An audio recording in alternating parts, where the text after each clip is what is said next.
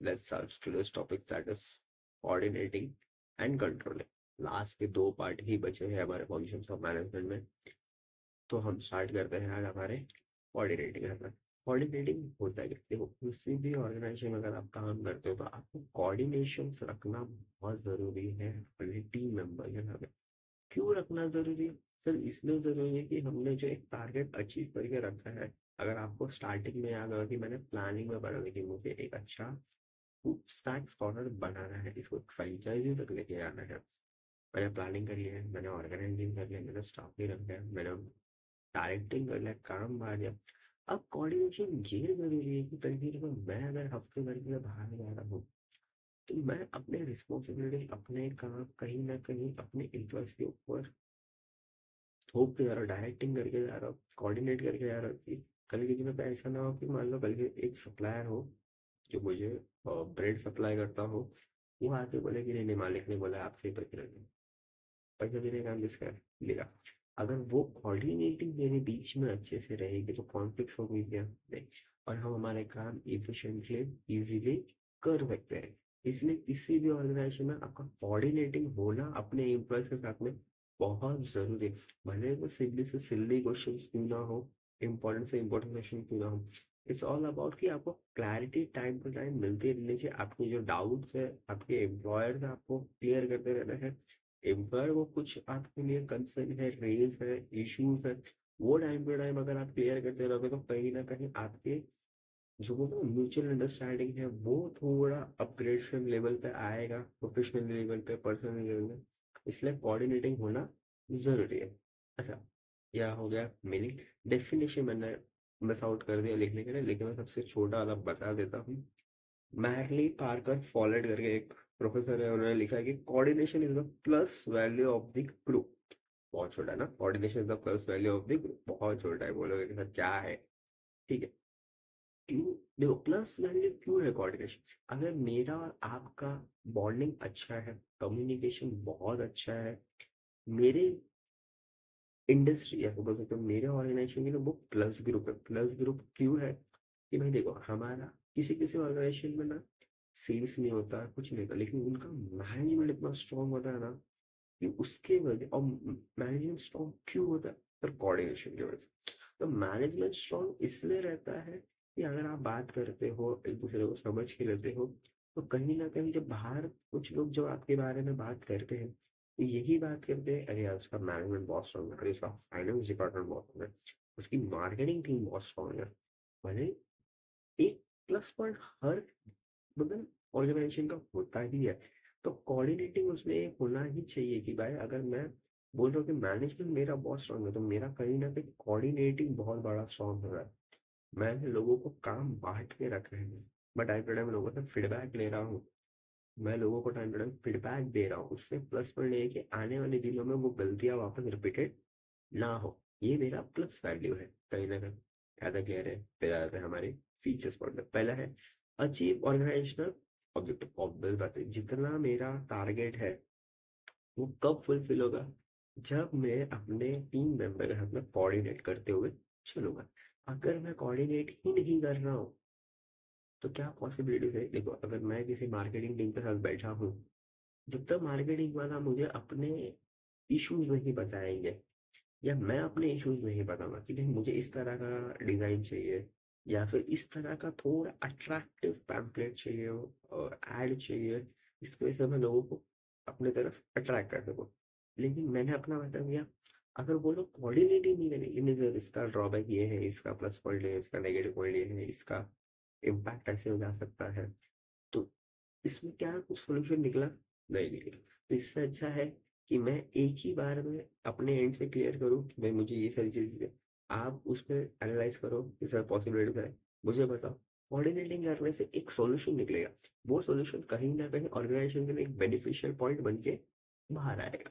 ज्यादा क्लियर है? Second, give proper direction. देखो, अगर आप किसी भी ऑर्गेनाइजेशन में काम करते हो तो एम्प्लॉयर का एक काम होता है कि आपको एक प्रॉपर डायरेक्शन अलॉट करना कि भाई यही काम मेरे को करना है और ऐसे करना है। अगर उसमें मिस होने लगे मतलब आप बोलते हो ना, आपका कमांड क्लियर नहीं है, आपको किस क्या बात कर रही है आपको क्लियर नहीं है। अब जैसे अगर मेरे पास कोई एम्प्लॉय है, मैंने उसको बोला कि देख मैं हूँ और मेरा एक पार्टनर है, दोनों काम कर रहे हैं उसके अंदर, देख अगर तुझे काम के बारे में जितनी भी डिटेल्स चाहिए वो मैं दूंगा, आपको लीव चाहिए, आपको सैलरी चाहिए, आपको कुछ भी हो ऑर्गेनाइजेशन को लेके फीडबैक देना हो, वो आप मेरे से कर पार्टनर हो, वो सारी चीजें वो हैंडल कर देते हैं, काम मैं हैंडल। तो वो उसको क्लैरिटी है कि भाई अगर पगार पाने की बात करनी है, छुट्टी करनी है, तो उससे बात कर, काम कैसे करना है, काम को कैसे आगे लेके जाना है, उसके बारे में मुझसे बात कर। तो मेरा एक स्टैंडर्ड क्लियर है कि भाई हम दो लोग हैं, दो लोग कैसे काम कर रहे हैं उसको क्लैरिटी मिल चुका है। वैसे ही मैं भी जब काम करूंगा तो उसको बताऊंगा कि भाई देखिए ये काम ऐसे नहीं ऐसे करा, क्या सेकंड पार्ट में इन्वॉल्व होगा क्या, मैं क्योंकि उसका काम कुछ अलग ही है, वो पैसा देख रहा है, वो लीव्स देख रहा है, वो सारी चीजें उसका डिपार्टमेंट, काम देखने का डिपार्टमेंट मेरा है। तो मैं ही उसको डायरेक्ट करने वाला हूँ कि भाई ऐसे नहीं ऐसे काम कर, तो तू आगे प्रोग्रेस कर सके, तो सही डायरेक्शन देना जरूरी है उसको। फिर तीसरा है encourage team spirit. Team spirit कब आएगी, जब आप एक दूसरे से बात करेंगे। कभी कभी होता है एम्प्लॉयज को अपने ही एम्प्लॉय के साथ में कंफर्टेबल फील नहीं होता है, क्योंकि कुछ लोग बहुत एक्सपीरियंस होते हैं, कुछ लोग का टेक्निक्स बहुत अलग होते हैं, कुछ लोगों का लर्निंग स्पीड अलग होता है। तो कहीं ना कहीं मुझे एज अ ओनर ये बनाते हुए चलना है कि देखो ये बंदे ने काम किया है, इसको अप्रिशिएशन तो मिलेगा, ये बंदा थोड़ा वीक है मेरी टीम के अंदर, मुझे उसके साथ बात करते चलना कि भाई प्रॉब्लम कहाँ आ रही, क्यों नहीं आ रही है।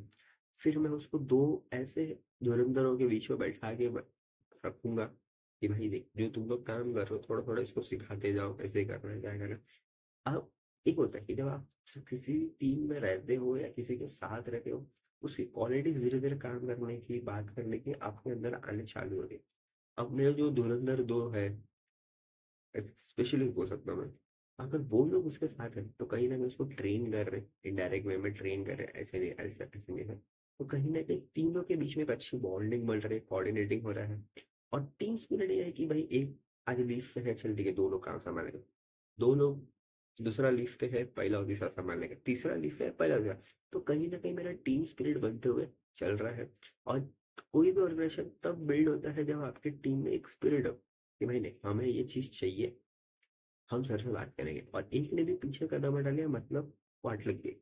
इससे अच्छा कि सर हमें ये हमारे एंड से हमारा ये रेस इश्यूज था, अब हमें बताइए क्या करना है क्या नहीं करना है। अच्छा अगर मैं उस पर परफेक्ट रिप्लाई कर रहा हूँ, मेरे को सब कुछ पता है कैसे क्या टैकल कर रहा है, दैट्स ओके। तो वो लोग भी ऐसे रहेंगे कि अरे सर ने हमारी बात सुनी वगैरह वगैरह, और हमारा भी बात गया। तो टीम स्पिरिट क्यों जरूरी है कि भाई सबका साथ सबका विकास। अगला, ऑप्टिमम यूटिलाइजेशन ऑफ रिसोर्सेज, कि भाई आपको आपके एम्प्लॉयज को ध्यान रखना है कि ज्यादा रिसोर्सेज वेस्टेज ना हो, कम रिसोर्सेज में सबसे ज्यादा काम निकाल के लेना है। कोऑर्डिनेटिंग में यही होता है कि भाई अगर मान लो कल के दिनों पे मेरे यहाँ पे क्या बोलते हैं, शॉप पे दो एक कंज्यूमर आया, उसने सिर्फ ग्रिल सैंडविच ऑर्डर कर दिया, और मेरे दोनों बंदों ने ग्रिल सैंडविच ऑर्डर करके दे दिया। देखो एक ही कंज्यूमर ने एक ही मांगा, लेकिन दो हुआ, एक वेस्टेज में, ठीक है मैं उसको बाद में सर्कुलेट करूंगा। At a point of time starting में अगर देखा है, it's a waste of time, waste of food materials. तो कहीं ना कहीं मुझे ट्राई करना है कि मेरा ऑप्टिमम यूटिलाइजेशन रिसोर्सेज सही से काम कर रहा है या फिर नहीं कर रहा है। फिर आता है फैसिलिट्स मोटिवेशन, ऑब्वियस है टाइम टू टाइम आपको आपके एम्प्लॉयज को मोटिवेट करते हुए चलना है। एक छोटी ट्रीट, छोटा पार्टी, छोटा फन डे, फन फ्राइडे, कुछ भी चीजें वो एक तरह से मोटिवेट करते हुए रखनी है कि भाई मेरे को ये हफ्ते का ये टारगेट है, मेरे को पूरा करके दे दो। फ्राइडे का पार्टी में करते हैं, ठीक है, सैटरडे को हम लोग घूमने जाएंगे, मूवी देखने जाएंगे, वाउचर निकालेंगे, और रहेगा फंडे फ्राइडे खेलेंगे, वाउचर रहेगा, जिसको जो कैश मिले वो उसका, मैं मना नहीं करूंगा। तो कहीं ना कहीं मैं अपने एम्प्लॉयज को हुक करके रख रहा हूँ, मोटिवेट करके रख रहा हूँ कि भाई ये टारगेट अगर अचीव हो रहा है तो ये चीज मिलेगी, ये टारगेट अचीव हुआ ये चीज मिलेगी, ये टारगेट अचीव हुआ ये चीज मिलेगी। तो कहीं ना कहीं वो इन्वॉल्व है उस पूरे, बोल सकते हो ना, ऑर्गेनाइजेशन एक्टिविटीज के साथ में, तब जाके वो अपने आप को कहीं ना कहीं स्टेबलाइज कर सकता है। फिर आता है leads to higher efficiency, obvious सी बात है, जब तक कोऑर्डिनेटिंग नहीं होगा मैं अपने कोई भी एम्प्लॉयज को एक एफिशिएंसी लेवल तक लेके नहीं आना। देखो अगर आप वीक हो, आप बताओगे नहीं कि आप किस चीज में वीक हो, क्या मुझे पता चलने वाला है झटके में? नहीं। अब जैसे डॉक्टर के पास जाते हो, बीमार हो, बताना पड़ता है डॉक्टर सर दुख रहा है, नाक दुख रहा है, कान दुख रहा है, दांत दुख रहा है, तभी वो दवा देता है। तो वैसे अगर मैं आपको देख रहा हूँ और मुझे पता है कि आप, मैं सिर्फ देख ही रहा हूँ, मेरे को कुछ समझ में नहीं आ रहा है, लेकिन जब आप बोलोगे कि नहीं सर मेरा कम्युनिकेशन बहुत खराब है, मेरा अंडरस्टैंडिंग लेवल बहुत खराब है, मैं बहुत वीक हूँ, देन आई विल डिसाइड कि नहीं ऐसे ऐसे ट्राई कर, ब्रेक कर दे कामों को। तो मैं कहीं ना कहीं आपकी एफिशिएंसी को धीरे धीरे ब्रेक डाउन करके वापस एक लेवल पे लेके आने की कोशिश करूंगा। तो कहीं ना कहीं जब आप एम्प्लॉय को हायर करते हो तो ट्राई करना रहता है कि उसकी एफिशिएंसी एक लेवल पे बनी रहे। ज्यादा क्लियर है? फिर अगला है overall relation improve. Overall relation, देखो जितना अच्छा कोऑर्डिनेटिंग होगा उतना ही आपका रिलेशन आपके एम्प्लॉय के साथ, एम्प्लॉयर के साथ में, आपके कलीग के साथ में उतना ही अच्छे से बॉन्ड बनता रहेगा। ढोड़ा, वो कब होगा? जब आप कम्युनिकेशन रखोगे तब होगा। अंधाधुंध कुछ नहीं होता। कम्युनिकेशन रखना जरूरी है। और क्यों जरूरी है? क्योंकि देखो दुनिया के बोल सकते हैं ना, एक बिजनेस पॉइंट ऑफ व्यू से, रियल पॉइंट ऑफ व्यू से भी ये है कि आपको कभी ना कभी किसी की जरूरत पड़ेगी। तो आप जब तक कम्युनिकेट नहीं करोगे तो क्या सामने वाले को पता चलने वाला है आपको क्या चीज की रिक्वायरमेंट? ऑब्वियसली नहीं। तो आपको कम्युनिकेशन रखते हुए चलना है। जितना अच्छा आपका कम्युनिकेशन होगा उतना अच्छा आपका रिलेशन इम्प्रूव होते जाएगा।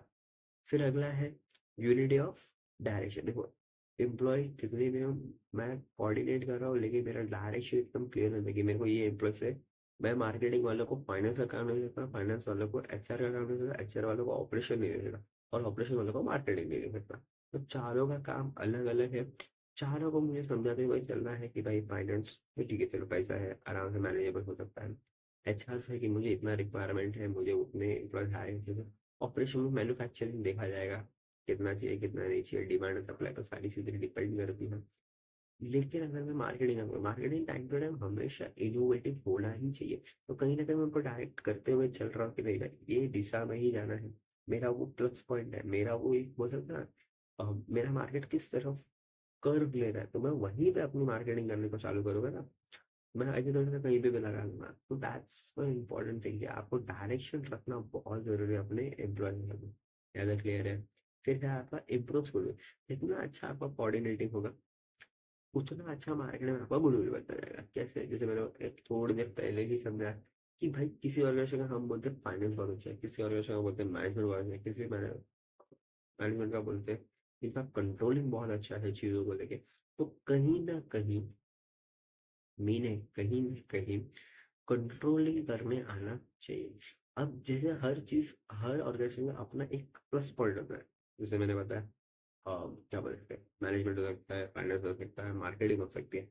तो वैसे ही धीरे धीरे जब बाहर ये चीजें सर्कुलेट होती है, अरे नहीं उसका मैनेजमेंट अच्छा, उसका मार्केटिंग अच्छा, सही है अच्छा, तो कहीं ना कहीं वो गुडविल इम्प्रूव। वो गुडविल कैसे आ रही है? वो आपको टीम मेंबर के कॉपरेशन के वजह से आ रही है। ज्यादा क्लियर है? चलो अगला है कंट्रोलिंग। कंट्रोलिंग होता क्या है? कंट्रोलिंग ये होता है कि आप किसी ऑर्गेनाइजेशन में काम कर रहे हो तो आपके रिसोर्सेज को आप किस तरह से कंट्रोल करते हो, आपके एम्प्लॉयज को आप कैसे कंट्रोल करते हो, किस पॉलिसीज के बेसिस पे कंट्रोल करते हो। जब आप किसी भी ऑर्गेनाइजेशन में काम करने जाओगे, 9 से 6 का टाइमिंग है, 10 बजे उठ के जाओगे नहीं, 9 बजे ही पहुंचना है। 30 to 15 10 मिनट बफर समझ में आ रहा है कि 9 बजे पहुंचना है, 6 बजे ही निकलोगे। That's criteria.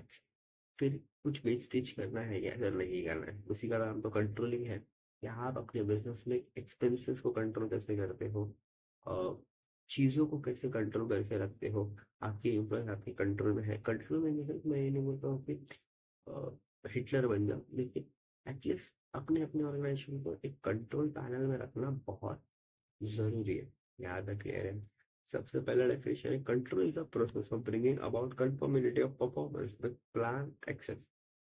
मेरा जितना अच्छा प्लान होगा मेरा कंट्रोल मेरी चीजों पे उतना अच्छा होगा। लेकिन मैंने जितना बिजनेस को देखा है, समझा है, मैंने एक चीज जानी है, इट्स नॉट बेटर कि आप सिर्फ प्लान करो, आप प्लान के ऊपर भी प्लान कर सकते हो। That's business ideas.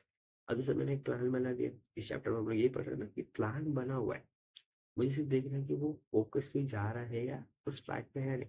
लेकिन एज अ गुड बिजनेस ना, एज अ गुड एंटरप्रेन्योरशिप आपका मेक श्योर होना चाहिए कि आपने जो प्लान किया है उस पे भी प्लान आउट हो सकता है क्या, आप करने को कर सकते हो।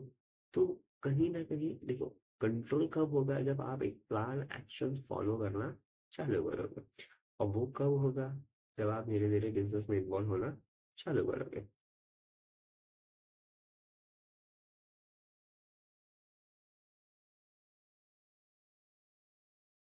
चलो फिर पहला फीचर है organisation goals are fulfil, obvious बात है। कंट्रोलिंग करने से क्या होगा कि भाई मेरा कहीं ना कहीं ऑर्गेनाइजेशन ये जो गोल्स है वो फुलफिल होने चालू होंगे। मेरे जो खर्चे हैं, मैं बोल हर साल बोलता हूँ कि मेरे खर्चे थोड़े कम होने चाहिए, कम होने चाहिए। वो कब होंगे जब मैं कंट्रोल करना चालू करूंगा। अब जैसे बहुत सारे एमएनसीज में आप लोग ने देखा है दिन भर तो उजाला रहता है, तो लाइट की जरूरत रहती नहीं है, फिर भी लोग चालू करते हैं। लेकिन कुछ कुछ डिपार्टमेंट को लाइट ही नहीं चालू करता, मतलब एक बहुत उजाला है तो 15 माले का हमारी बिल्डिंग है, लेकिन जैसे जैसे शाम को 5-6 बजते 4 बजते तब उनको लाइट लगा दें। हम लोग दिन भर का पूरा सैटेलाइट सर पे इलेक्ट्रिसिटी यूज करते हैं, सॉरी बचाते हैं। तो कहीं ना कहीं उन लोग अपने रिसोर्सेस को कंट्रोल करना सीख रहे हैं, क्योंकि मतलब दिन भर तो 15 माले में बैठे हैं, वैसे ही उजाला रहता है, क्या लाइट की जरूरत। शाम को लगेगी कि शाम को अंधेरा हो जाता है, तो 4-5 बजे के बाद 6 बजे के बाद वो लाइट लगना अच्छा हो जाए। तो कहीं ना कहीं हम लोग अपने रिसोर्सेस को कंट्रोल कर रहे हैं। फिर अगला है साइकोलॉजिकल प्रेशर, ऑब्वियस सी बात है।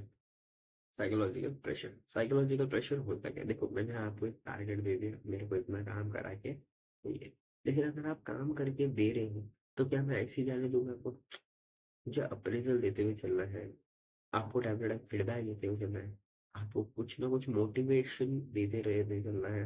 इन कैश हो सकता है, मॉनिटरी हो सकता है, नॉन मॉनिटरी हो सकता है, अप्रिशिएशन हो सकता है, कुछ भी हो सकता है।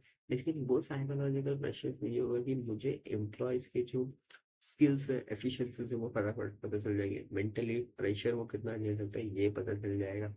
तो कहीं ना कहीं उससे मेरे क्या बोलूँगा ऑर्गेनाइजेशन में कितना कंट्रोल है मेरा एम्प्लॉयज के ऊपर, वो बहुत अच्छे से पता चलेगा।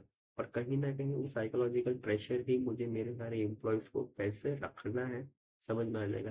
देखो हर क्लास में एक बच्चा है, हर बच्चा एक जैसा नहीं होता, कोई 100 वाला है, कोई 80 वाला है, कोई 30। तो मुझे भी वैसे ही ट्रीट करते हुए उसको चलना है, ज़्यादा क्लियर है। फिर है ensure organisational efficiency and effectiveness, obvious सी बात है। जब मैं कोई सी बिजनेस में ऑर्गेनाइजेशन में हूँ तो मुझे दोनों बैलेंस करना है कि भाई उसकी स्किल कितनी है, मैं कितने इफेक्टिव देख सकता हूँ, वो मेरे लिए कितना बेनिफिशियल है। वो कब होगा जब मैं उस पर कंट्रोल करना चालू करूँगा। उसकी पोटेंशियल बहुत है लेकिन वो आलस है उसके अंदर, वो कुछ नहीं करना चाहता, तो फिर कुछ नहीं हो सकता।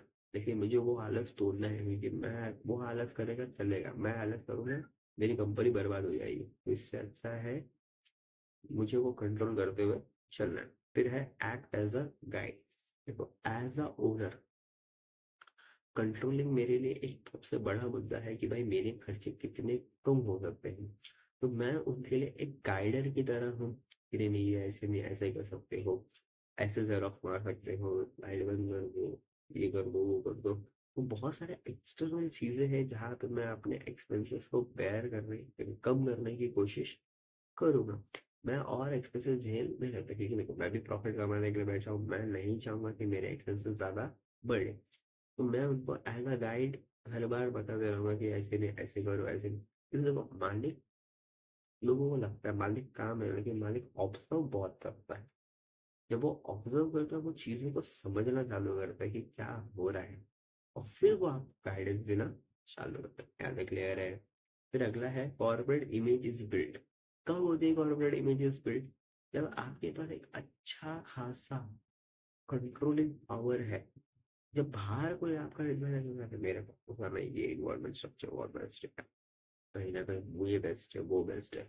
तो इससे ये होता है कि आपका कॉर्पोरेट इमेज मार्केट में गुडविल कहीं ना कहीं बेस्ट लेवल पे बन रहा है। वो क्यों हो रहा है, जब आपके पास पूरे कोऑर्डिनेटिंग करने के सारे बेस्ट तरीके हैं। ज्यादा क्लियर है। फिर अगला है efficient utilisation of resources, again same, कि आपको कम से कम आपके खर्चे करने हैं, तब जाके आपको एक मैक्सिमम पॉसिबिलिटी रिजल्ट्स मिलने वाले हैं। ज्यादा क्लियर है। फिर आता है कोऑर्डिनेशन इज फैसिलिटेटेड, ऑब्वियस सी बात है।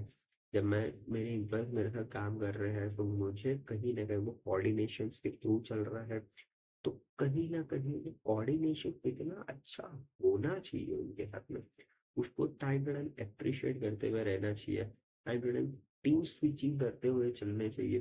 क्योंकि तो एक ही टीम में रहोगे फिर सबको अपना अपना पैटर्न पता चलेगा, अलग टीम में जाने से माइंडसेट चेंज होता है, वे ऑफ वर्किंग चेंज हो जाता है। अगर वो भी हो रहा है चलेगा, लेकिन उसको टाइम टू टाइम मुझे अप्रिशिएट करते हुए चलते रहना है। फिर आता है order and discipline is ensure, और ऑब्वियस बात है, देखो order and discipline is ensure, आपको ऑर्डर देना है और वो ऑर्डर फॉलो हो रहा है कि नहीं डिसिप्लिन में, वो भी आपको इंश्योर करते हुए चलना है।